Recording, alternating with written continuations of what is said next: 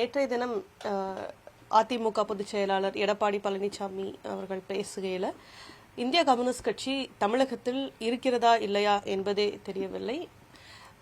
முத்தரசன் திமுக தலைவர் ஸ்டாலினுக்கு அடிமையாக இருக்கிறார் அப்படிங்கிற கடுமையான விமர்சனங்களை அவங்க மீது முன்வச்சிருக்கிறார். அதற்கு உங்களுடைய பதில் என்ன?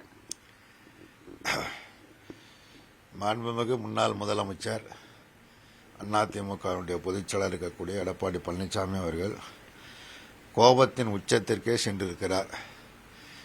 ஏன்னா தமிழ்நாட்டில் ஒரு வலுவான கூட்டணி நாங்கள் அமைக்கப் போகிறோம், திமுக கூட்டணி இருக்கிற கட்சியெல்லாம் எங்களோட சேர்ந்து விடும் என்று தொடர்ந்து சொல்லி வந்தது எல்லா ஊடக நண்பர்களுக்கும் தெரியும். ஏன்னா அவரோட போய் யாரும் சேரலை, அந்த கட்சியோட யாரும் சேரலை. ஏன்னா ஒரு நம்பகமான தலைவர் இல்லைங்கிற முறையில் யாரும் போய் சேரலை. பாரதிய ஜனதா கட்சி நிர்பந்தப்படுத்தி நெருக்கடி கொடுத்து அதிமுகவை கூட்டணியில் சேர்த்து கொண்டது. நாங்கள் கேட்கிற கேள்வி என்னவென்று சொன்னால், பாஜகவோடு கூட்டணியை நாங்கள் சேர மாட்டோம் என்று சொன்னீர்களே, இப்பொழுது எப்படி கூட்டணி சேர்கிறீர்கள்? தமிழகத்தை மீட்போம்னு சொல்றீங்களே, யார்கிட்டேருந்து நீங்கள் மீட்க போறீங்க? ஆபத்து ஒன்றிய அரசாங்கத்தால் தான் தமிழ்நாட்டிற்கு ஆபத்து. தமிழ்நாட்டிற்கு ஒன்றிய அரசாங்கம் துரோகம் விளைவிக்கிறது, தமிழர்களுக்கு துரோகம் விளைவிக்கிறது, நிதி ஒதுக்கீடு செய்வதில்லை. தேசிய கல்விக் கொள்கை 2020 என்கிற பெயரால் ஒரு வலுக்கட்டாயமாக திணிப்பதற்குள்ள முயற்சியை, மும்மொழியை திணிப்பதற்குள்ள முயற்சியை மேற்கொள்கிறார்கள். அவைகளையெல்லாம் தமிழ்நாடு எதிர்த்து போராடி கொண்டு இருக்கிறது. இத்தகைய போராட்டத்தில் அதிமுகவின் பங்களிப்பு என்ன என்கிற கேள்வி. ஆகவே அவர்களை எதிர்த்து போராடுவதற்கு பதிலாக நாங்கள் மீட்கப் போகிறோம் என்று சொல்வது யாரிடமிருந்து மீட்கப் போகிறீர்கள் என்கிற கேள்வியைத்தான் நாங்கள் முன்வைத்தோம். இதற்கு அவர் பதிலளிக்க முடியவில்லை. அவர் எதிர்பார்த்த மாதிரி கூட்டணியும் அமைக்க முடியவில்லை. அதனால் அந்த கோபத்தில், எரிச்சலில் கம்யூனிஸ்ட் கட்சி கரைந்து போய்விட்டது. கம்யூனிஸ்ட் கட்சி இருக்கிற இடமே தெரியவில்லை. முத்தரசன் ஸ்டாலினுக்கு அடிமையாகிவிட்டார் என்று அவர் சொல்லுகிறார். கம்யூனிஸ்ட் கட்சியினுடைய மாநில செயலாளர் இன்னொரு கட்சிக்கு அடிமையாக வேண்டிய அவசியம் எப்பொழுதும் ஏற்பட்டது கிடையாது, இனியும் ஏற்படாது.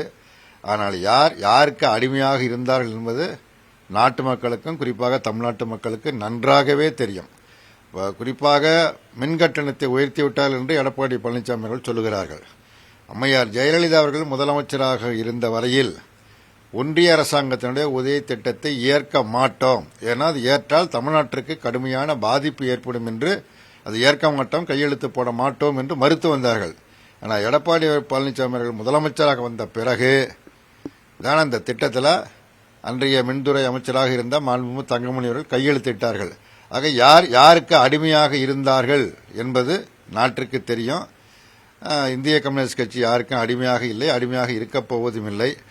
அவர் விரும்பிய அணியை அவரால் அமைக்க முடியவில்லை. அந்த கோபத்தில், அந்த எரிச்சலில், ஆத்திரத்தில் கம்யூனிஸ்ட் கட்சி கரைந்து போய்விட்டது, அது இல்லாமல் போய்விட்டது என்றெல்லாம் பேசிக் கொண்டிருக்கிறார். இதை பெருசுபடுத்த வேண்டிய அவசியம் இல்லை. அதாவது எங்கள் கூட்டணியில பிரச்சனை இல்ல, திமுக தலைமையிலான கூட்டணியில தான் பிரச்சனை. அதிமுக கூட்டணி 210 இடங்களுக்கு மேல வெற்றி பெறும் அப்படின்னு பேசியிருக்கிறார். அதுக்கு உங்களுடைய? அதிமுக கூட்டணி இன்னும் உருவாகவே இல்லையே, கூட்டணியே இன்னும் உருவாகலை. இவர் சொல்லிக்கிட்டு இருக்காரு அதிமுக கூட்டணி சொல்றாரு. அதிமுக யார் இருக்கா அப்படிங்கறத வெளிப்படையா சொல்லணும். பாரதிய ஜனதா கட்சி தான். பாரதிய ஜனதா கட்சியினுடைய தலைவராக இருக்கிற உள்துறை அமைச்சர் அமித்ஷா என்ன சொல்றாரு? பாஜக அதிமுக கூட்டணி ரெண்டும் சேர்ந்த ஆட்சி தான் தமிழ்நாட்டில் 2024 அமையும் அப்படின்னு சொல்றாரு. யார் முதலமைச்சர் அப்படின்னு கேட்டா அது அதிமுக அவர்கள் யார் என்பதை முடிவு செய்து அவர்கள் சொல்வார்கள் என்று சொல்கிறார்கள். அதிமுகவினர் எடப்பாடி பழனிசாமி தான் முதலமைச்சர் வேட்பாளர் என்று சொல்கிறார்கள்.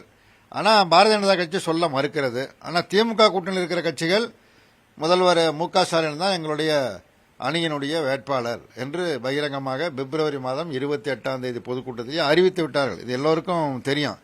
ஆகவே இந்த கூட்டணியில் குழப்பம் ஏற்பட்டு தங்கள் அணிக்கு வருவார்கள் என்று அவர்கள் எதிர்பார்க்கிறார்கள். இங்கே எந்த குழப்பமும் இல்லை, இங்கிருந்து யாரும் வரப்போறதும் இல்லை. ஒரு செங்கல்லை கூட அவர்களால் உருவ முடியாது. இதுதான் யதார்த்தமான உண்மை.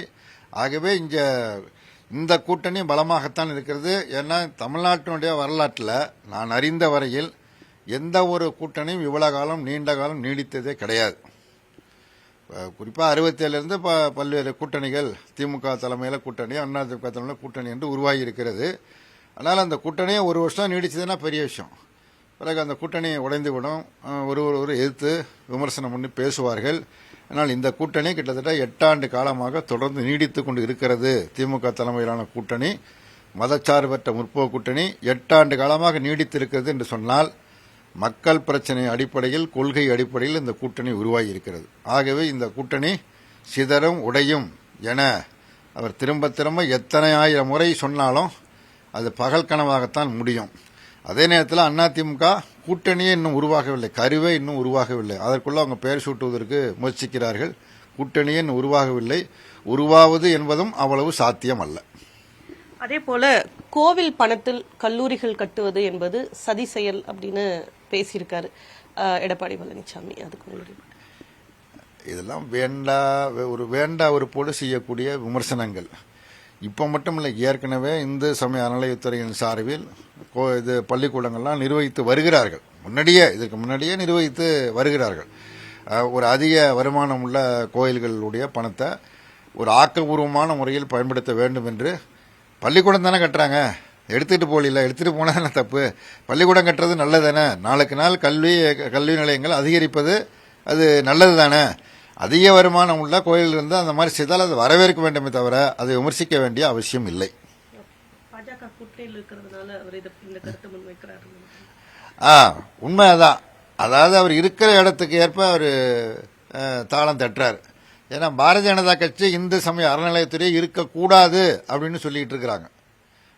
மதுரை நடந்த அந்த முருகன் பெயர் நடந்த அந்த அரசியல் மாநாட்டில் கூட தீர்மானம் போட்டிருக்கிறாங்க, இந்து சமய அறநிலையத்துறை என்பதே கூடாது அப்படின்னு போட்டிருக்காங்க. இது எடப்பாடி பழனிசாமி ஆதரிக்கிறாரா, எதிர்க்கிறாரா? இந்து சமய அறநிலையத்துறை கூடாது என்று பாரதிய ஜனதா கட்சி சொல்கிறது, இந்து முன்னணி சொல்கிறது, RSS சொல்கிறது. இதனை எடப்பாடி பழனிசாமி ஆதரிக்கிறாரா, எதிர்க்கிறாரா என்பதை விளக்க வேண்டும்.